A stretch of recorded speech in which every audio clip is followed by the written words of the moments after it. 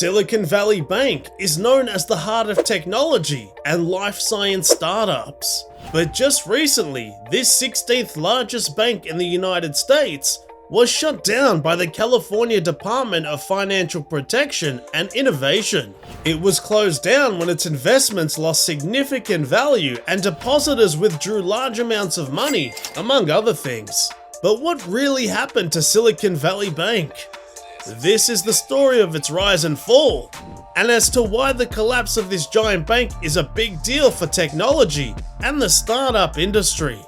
Founded in 1983 by Bill Biggerstaff and Bob Medeiros in Santa Clara, California, the commercial bank has been known for providing financial services for technology and life science startups. This bank was established in response to the growing demand from tech innovators and entrepreneurs seeking funding for their projects with the growth of Silicon Valley as an innovation powerhouse.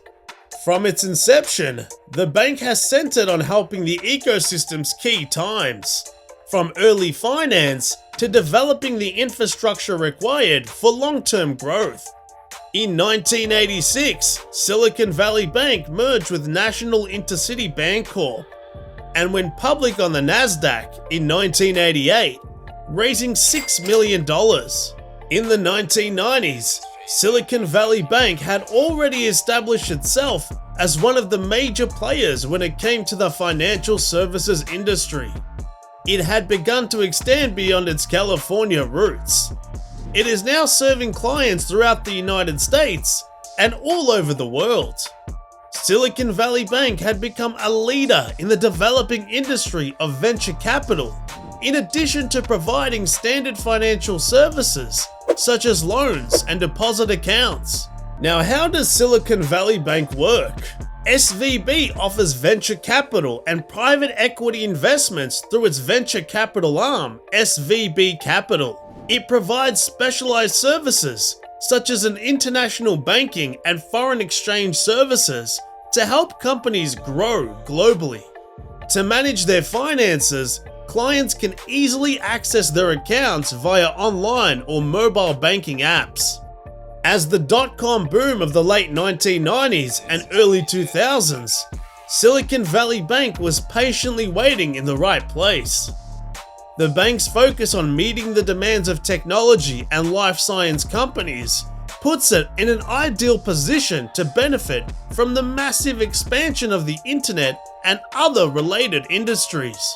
During this time, Silicon Valley Bank expanded significantly, opening offices worldwide.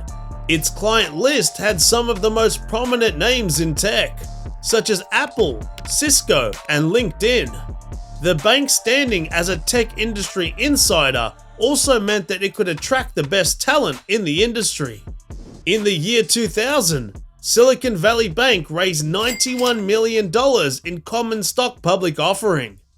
The same year, it created its first investment funds, the Strategic Investors Funds and the Bank Ventures Fund. In terms of its corporate banking services, SVB expanded its client base from 320 in 2000 to 1,100 by 2010. High-growth companies like Google, Facebook, and Twitter, and prominent businesses like Intel, Oracle, and eBay were among the bank's clients. SVB also opened offices throughout Europe, Asia, and Latin America during this time to better serve its growing client base. The bank established its international division in May 2009, with offices in London and Singapore. It now has offices throughout Europe and the Asia Pacific. In 2010, SVB established its first international office in London. It expanded in India and China in 2012 and 2013 respectively. In 2015, the bank became the largest bank by deposits in Silicon Valley, with roughly $209 billion in total assets and about $175 billion in total deposits. It also launched in the first office in Germany to serve the country's booming startup industry. In 2018, Silicon Valley Bank had become one of the most successful banks in the United States, having more than $300 billion in assets under management. But how did the collapse happen? Why did the bank fail? And who was and will be most affected? The downfall of Silicon Valley Bank on March 10, 2023 shook the banking business. The $212 billion tech lender's fall was the second biggest bank failure in US history, and the largest after the 2008 global financial crisis. Its failure happened for considerable reasons, which included a lack of diversification and a classic bank run, where many clients withdrew their deposits at the same time due to worries about the bank's solvency.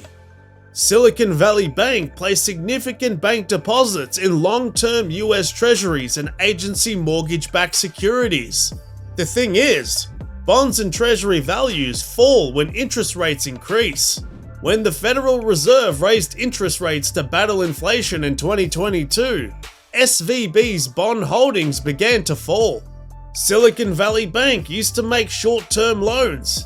However, in 2021, the bank began to explore other investment options to generate higher yields for its customers. One of the options SVB pursued during this time was long-term securities, such as treasuries. Unfortunately, SVB did not protect its liabilities with short-term investments for quick liquidations.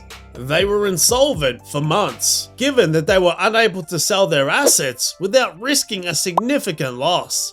When economic reasons impacted the technology industry, clients withdrew money as venture capital began to dry up. Here's the problem: SVB didn't have the cash to liquidate these deposits because they were into long-term investments. What they did was they started selling their bonds at a significant loss. SVB's customers and investors were distressed.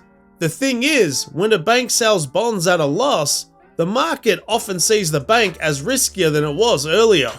By selling bonds at a lower price than when they were initially issued, the bank is signaling to investors that it may not be able to repay the whole amount of debt when it comes due. Within 48 hours after its disclosure of the sale of assets, the bank collapsed. The California Department of Financial Protection and Innovation closed the bank on March 10 and placed SVB under the Federal Deposit Insurance Corporation. The FDIC is now in charge of administering SVB in receivership and is working to ensure customers can access their funds. In addition, they are looking into what caused the collapse and how it can be prevented from happening again. The FDIC will issue an advance dividend to uninsured depositors. They will get a receivership certificate for whatever amount of their remaining uninsured funds. Future dividend payments to the uninsured depositors may be provided as the FDIC sells Silicon Valley's bank assets. The FDIC, serving as the receiver, will keep all of Silicon Valley's bank assets for later disposition. Loan clients should continue to make their regular payments. The failure of Silicon Valley Bank has had a significant impact on hundreds of businesses. Startups and venture capital firms have been particularly affected by the bank's collapse. The bank's collapse also risks causing a $500 billion markdown in venture capital investments across the industry, as investors become more careful with their money and less willing to take risks on future projects. It remains to be seen what will happen next with Silicon Valley Bank. One thing is sure, its collapse has had far-reaching consequences for individuals, investors, and businesses alike, as fewer startups can secure funding for their ideas and business.